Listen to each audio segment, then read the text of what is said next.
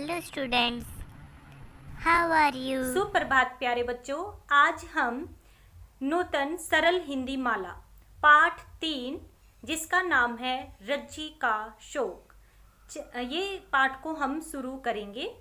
ठीक है, इस पाठ में रज्जी का शौक एक कहानी है। ठीक है, यह एक कहानी है और इसमें रज्जी एक बहुत ही शरारती लड़का होता है। उसका शौक होता है निशानेबाजी का। ठीक है, वो निशानेबाजी का इतना ज़्यादा शौक होता है कि सभी लोग उससे बहुत परेशान हो जाते हैं। ठीक है, तो आप इस कहानी के माध्यम से आप सभी को यह सीख दी गई है कि आप सभी अलग अलग व्यक्तियों के अलग अलग शौक होते हैं, अलग अलग उसकी रुचियां होती हैं। तो हमें अपने उस शौक को, रुचियों को पहचानना चाहिए और पहचान कर अपने जीवन में अपनाकर अपने जीवन को सफल बनाना चाहिए।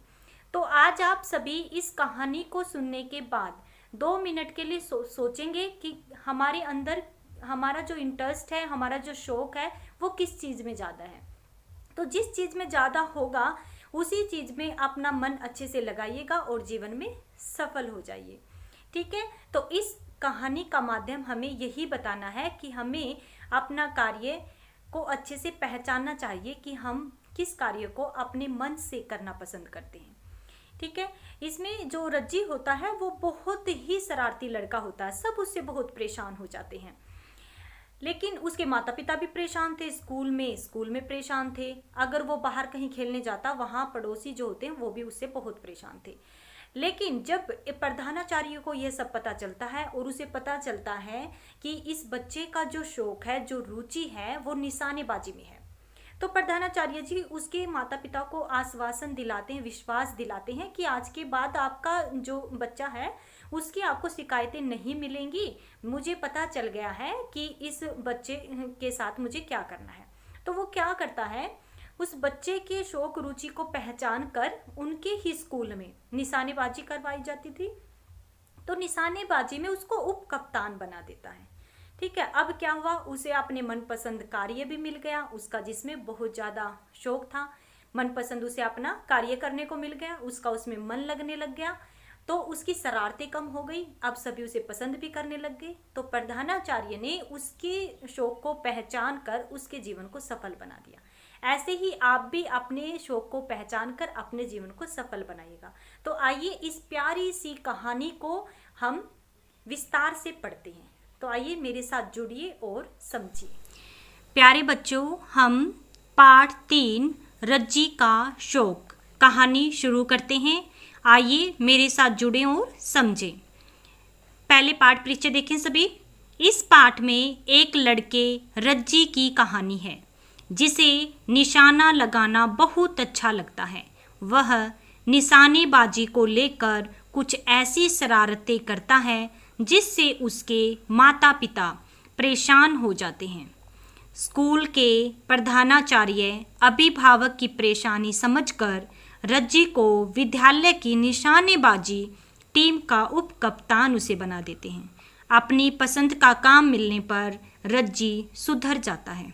तो आइए देखते हैं कौन कौन सी परेशानियां दूसरों को रज्जी देता था, कौन कौन सी शरारतें करता था और किस प्रकार से प्रधानाचार्य उसको उप कप्तान बनाते हैं और उसकी ज़िंदगी को संवार देते हैं।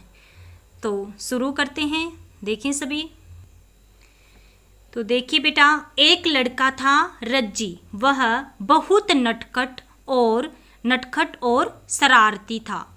वैसे नाम तो उसका क्या था, उसका नाम था राजेंद्र था, यानी उसका नाम तो राजेंद्र था, लेकिन प्यार से लोग उसे रज्जी कहकर बुलाते थे। क्या कहकर बुलाते थे? रज्जी कहकर बुलाते थे। रज्जी को निशाना लगाना बहुत अच्छा लगता था। वह गुल्ली डंडा और कंचे भी खेलता था। ठीक है, कंचे खेलता था। जिस दिन उसके हाथ गुलेल लग जाती तो समझो आमों की तो खैर नहीं। वह क्या करता, उन्हें चुन चुन कर पके आमों पर निशाना लगाता और उसके साथी उन्हें बस्ते में भरते जाते। एक दिन की बात है, बाघ का माली उसे पकड़ने के लिए दौड़ा। रज्जी ने गुलेल से उस पर निशाना साधकर मिट्टी की गोली चला दी, यानी गुलेल जो निशाना लगाने के लिए होती है उसको पकड़ा और एक मिट्टी की डली ली और उससे गोली चला दी। गोली उसके कान को हल्का सा छूती हुई सन से निकल गई, यानी उसके कान की तरफ से निकल गई। माली डरकर वहीं बैठ गया। माकन ने रज्जी से कहा, गोली माली को लग जाती तो? लग कैसे जाती? मैंने गुलेल चलाई ही इसी ढंग से थी कि गोली उसके बाएं कान के पास से निकल जाए। रज्जी ने जवाब दिया। आगे देखिए। ओए डरो मत। अब रज्जी क्या कहता अपने दोस्तों से कि ओए डरो मत। अपना रज्जी ना पक्का निशानेबाज है, यानी उसका दोस्त है, ठीक है। वो कहता है कि ना सभी को डरने की ज़रूरत नहीं है। अपना जो माकन है उसका दोस्त कहता है कि डरने की बिल्कुल ज़रूरत नहीं है, अपना रज्जी पक्का निशानेबाज है, चलो आम खाओ। ये स्वर्णदीप ने बस्ते से आम निकालते हुए कहा, यानी उनके दोस्त स्वर्णदीप ने कहा कि ओए, स्वर्णदीप ने किससे कहा था ये बात? माकन को कही कि डरने की ज़रूरत नहीं है। अपना जो रज्जी ना, ये जिसने यहाँ पर अपने हाथ में गुलेल पकड़ी हुई है, ये पक्का निशानेबाज है, यानी निशाना लगाने में पक्का है, चलो आम खाओ। और स्वर्णदीप ने बस्ते से आम निकालते हुए कहा, ठीक है, बैग से आम निकालते हुए कहा। एक दिन खेलते हुए बच्चों की गेंद गहरे तालाब में गिर गई। अब क्या हो?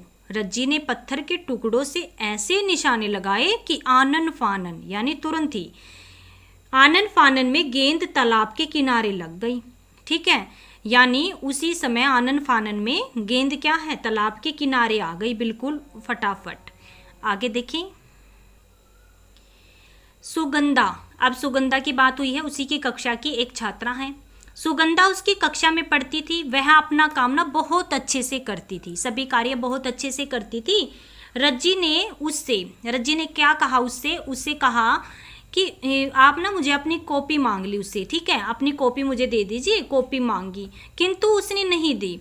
रज्जी ने अब उसे सबक सिखाना चाहा, उसे परेशान करना चाहा, तो रज्जी ने मध्यावकाश होता है जो आधी छुट्टी होती है, ठीक है, दोपहर का समय के समय रबड़ का एक बिच्छू इस तरह से उछाला कि वह सीधा सुगंधा के सिर पर गिरा। इस तरह से उछाल दिया उसे कि वह सीधा सुगंधा के सिर पर गिर गया।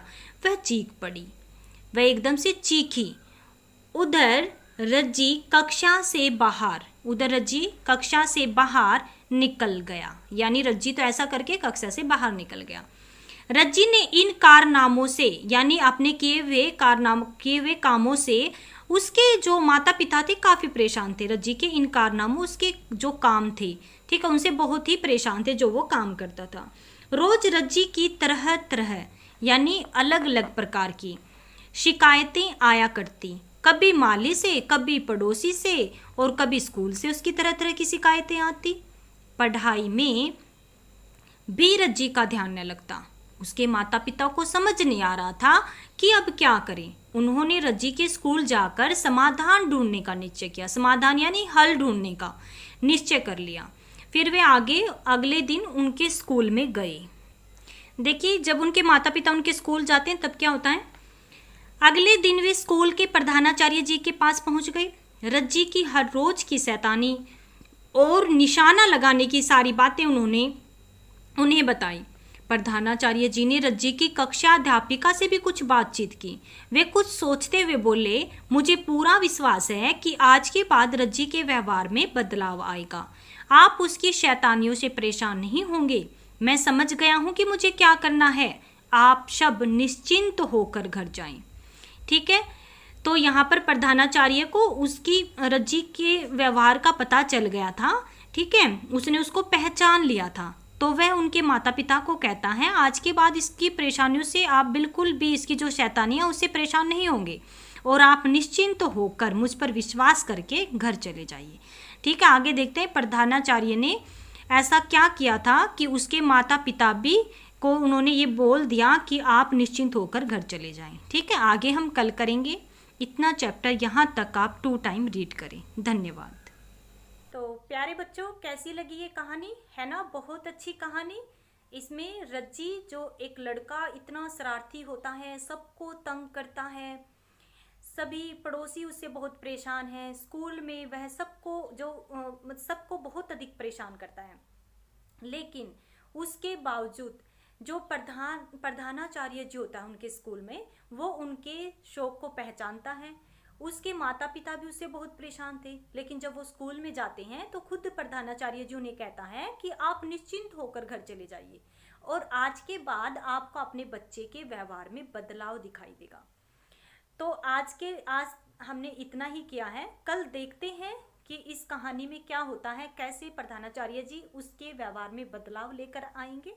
आज के लिए इतना ही। यहाँ तक चैप्टर को 2 टाइम रीड कीजिएगा। धन्यवाद।